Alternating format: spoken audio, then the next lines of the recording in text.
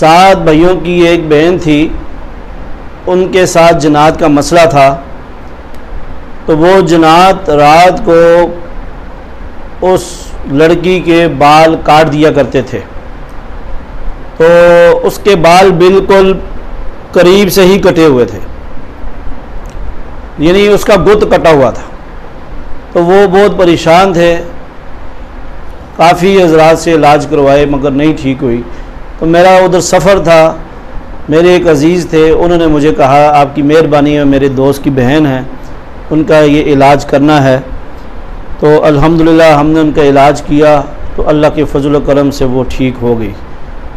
تو بتانے کا مقصد یہ ہے کہ جنات، اکثر لوگ کہتے ہیں جی جنات تو کچھ نہیں کر سکتے، جنات بہت کچھ کرتے ہیں، اور انشاءاللہ ہم ساتھ ساتھ آپ کو جنات کے کارنامے بتائیں گے۔ تو ایک کارنامہ جو ہے، جنات نے اس لڑکی کے بالوں کو کاٹ دیا۔ میں آپ کو زندگی میں وہ واقعات بتا رہا ہوں کہ جو میری آنکھوں کے سامنے ہوئے۔ تو بہرحال میں ان حضرات کو یہ کھلے لفظوں میں یہی کہتا ہوں، جو لوگ جنات کو نہیں مانتے، جن کو یقین نہیں آتا، تو ان کو چاہیے وہ ہمارے پاس تشریف لائیں، یہاں بیٹھ کر ہمارے پاس پریکٹیکل معاملات دیکھیں اور ماننے کا دل لے کر آئیں، ماننے کی نیت سے آئیں۔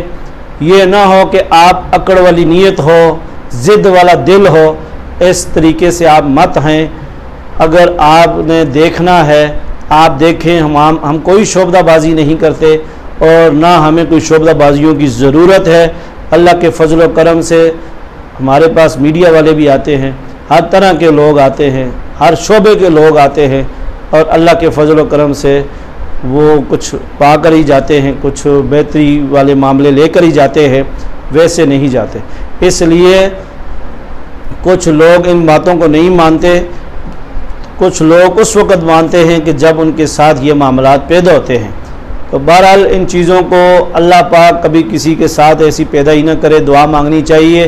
اگر کسی کے ساتھ ایسے معاملات ہوں، اگر آپ نہیں بھی مانتے تو ان کا مذاق مت اڑائیں، یہ نہ ہو کہ کہیں اللہ نہ کرے کہ وہ معاملہ آپ کے گھر میں بھی پیدا ہو جائے۔ ہم نے بہت سارے ایسے معاملات دیکھے ہیں جو مذاق کی وجہ سے بھی لوگوں کو پریشانی کا سامنا کرنا پڑا ہے۔